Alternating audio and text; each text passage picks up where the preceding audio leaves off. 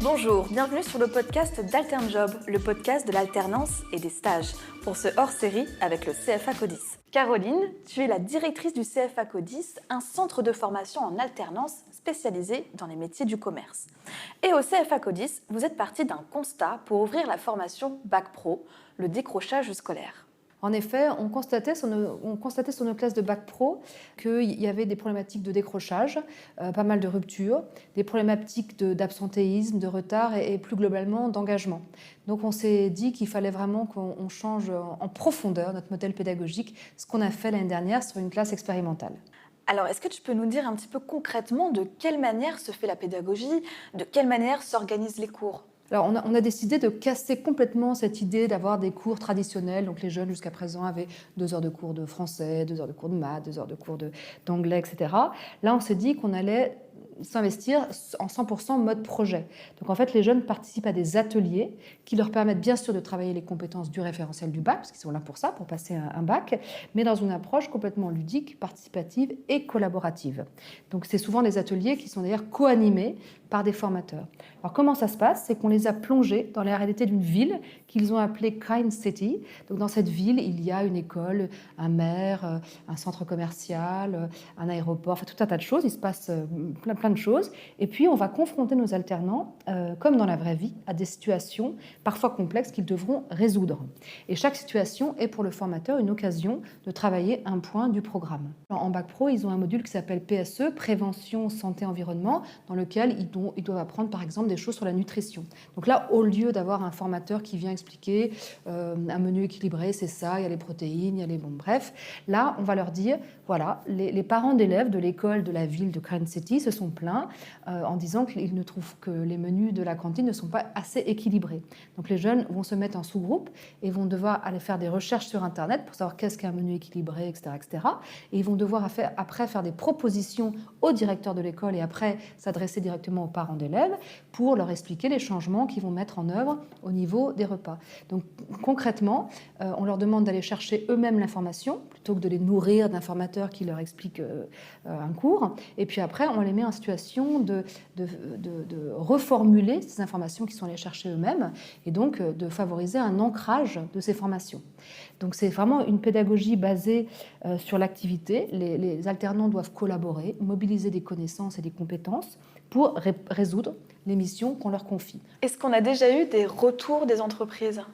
Oui, alors, il y a plusieurs choses, mais un exemple que je peux citer, lors d'un conseil de perfectionnement, il y avait la DRH d'une entreprise assez importante avec laquelle on travaille qui s'est confiée en disant « Moi, des jeunes qui ont été formés dans ce système pédagogique alternatif, je suis prête à les embaucher 100% les yeux fermés sans même les rencontrer. » Ça, c'était vraiment très encourageant pour nous.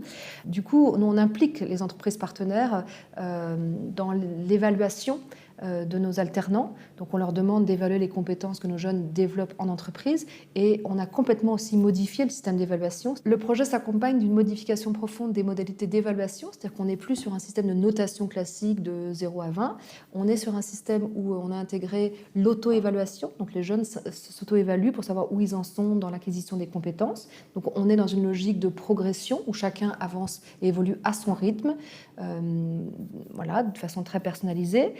On a intégré des échelles de compétences pour remplacer ces notations et aussi on implique les entreprises qui vont évaluer les compétences développées par l'apprenti en entreprise. Et ça, c'est très important parce que souvent, les jeunes réussissent très bien en entreprise, on leur confie très rapidement des responsabilités et ça leur permet de renouer de la confiance en soi. Et on sait que ça, c'est vraiment très important. C'est un des piliers les plus importants dans la motivation et la notion d'engagement. Est-ce que tu as un autre exemple, Caroline, aussi de pédagogie alternative ? Alors un autre exemple, un groupe de touristes qui arrivent dans la ville, qui sont bloqués à l'aéroport parce que Thomas Cook a fait faillite et on doit les accueillir dans cette ville. Donc ils vont devoir rédiger un guide d'accueil. Donc là, ils vont être accompagnés plutôt par la formatrice de français. Puis après, comme ces touristes sont étrangers, on va devoir traduire ce guide d'accueil en anglais, en espagnol. Et puis après, ces touristes viennent d'un peu partout dans le monde. Donc le formateur d'histoire géo va venir regarder la liste des passagers et puis ça sera l'occasion de faire un peu de géographie. Voilà. Donc à chaque fois qu'on soumet ces jeunes à des situations réelles, on les met en situation d'apprentissage en lien avec le référentiel du bac. Est-ce que tu as vu une évolution dans le comportement des élèves parce qu'ils sont beaucoup plus acteurs en fait ? Alors c'est assez époustouflant, les résultats ont été quasiment immédiats. En termes de rupture, on a eu quasiment aucun décrochage. Des jeunes qui se battent pour rester dans le projet, y compris même quand c'est parfois un peu compliqué en entreprise. Pratiquement plus aucun absentéisme, aucun retard. Et puis une notion d'engagement complètement incroyable. Là, on est sur la 2e année du projet, donc des jeunes qui rentrent en terminale, où là, on va plutôt on revient sur une pédagogie un tout petit peu plus classique, parce que là, il faut préparer les jeunes au bac, donc les remettre en situation par rapport aux épreuves, même si on reste dans une pédagogie qui reste alternative. Et là, on constate un niveau de mise au travail quasiment immédiat, un niveau d'engagement qu'on n'a jamais eu sur nos autres classes. Et qui peut prétendre à une formation Bac Pro comme celle-ci ? Alors chez nous, c'est ouvert à tous. C'est-à-dire que nous, l'objectif, c'est d'accueillir les gens là où ils en sont. Donc on fait très peu de sélection. C'est parce qu'on considère qu'il y a besoin d'avoir des gens qui ont des compétences et des formes d'intelligence diverses. Et c'est ça qui fait la richesse de notre formation et puis la richesse après de ce que ces jeunes vont donner dans la vraie vie, dans la vie professionnelle. Donc c'est ouvert à tous. Je pense que ça peut être très attractif pour des jeunes qui ne se sont pas retrouvés dans le système scolaire classique parce qu'ils ont eu l'impression de ne pas être bons, parce qu'en fait, on les limitait à des formes d'intelligence assez restreintes.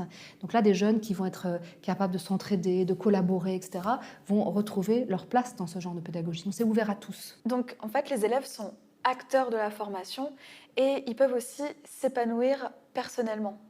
Alors ça, c'est aussi un autre axe essentiel du projet, c'est qu'en parallèle de ces ateliers de travail sur ces situations dans la ville qu'ils doivent résoudre, ils participent à des ateliers de développement personnel. Ça, c'est également essentiel pour accompagner ces jeunes qui ont parfois été un petit peu abîmés par la vie ou par le système scolaire dans leur confiance en soi. Donc on met en place des ateliers de confiance en soi, d'estime de soi. Il y a aussi des choses liées à ce qui peut parfois poser problème dans les décrochages, donc des ateliers à la nutrition, au sommeil, à la gestion des émotions, aux addictions, etc. On rajoute du sport, on rajoute de la sophrologie, donc des ateliers de relaxation qui permettent de travailler la gestion des émotions. Donc tout ça fait la réussite du projet. C'est les mettre effectivement en situation d'être acteurs, développer l'interdisciplinarité, être dans une approche ludique, en mode projet, où les gens apprennent à travailler ensemble et en même temps dans une approche très individualisée, parce que le formateur n'est plus là à délivrer un contenu, mais il est là pour accompagner individuellement et aussi le collectif. Et on voit que ça déclenche une vraie mobilisation et un engagement très fort de la part des alternants, des jeunes, mais aussi de l'équipe des formateurs. Est-ce que tu as un exemple en tête d'un élève qui t'a marqué justement par son engagement ? Je crois que vraiment, globalement, dans la classe, on voit que ça a complètement changé la donne. On est sur des classes en bac pro qui peuvent être très hétérogènes. On a des jeunes qui arrivent chez nous qui ont 15 ans, en sortie de 3e ou de CAP. Et puis, il y en a qui sont en reprise d'études, qui ont 25 ans. Donc des classes qui sont très différentes de ce qu'on peut trouver dans le système scolaire. Et on sent que tout ça prend, parce qu'il y a une complémentarité, parce qu'il y a une acceptation des différences et qu'on apprend à se respecter, à travailler ensemble. Et ce qu'on voit, c'est au global un niveau de mobilisation et d'engagement très très fort. Sur des gens qui, encore une fois, parfois ont eu des parcours de vie pas simples, connaissent des situations personnelles parfois compliquées. Donc tu appelles ces jeunes à ne pas hésiter. Bien sûr, on les attend avec impatience. Merci beaucoup Caroline. Ce podcast vous a donné envie de recruter un apprenti ou de suivre une formation en alternance. Rendez-vous sur cfacodis.com. Et à bientôt sur AlternJob.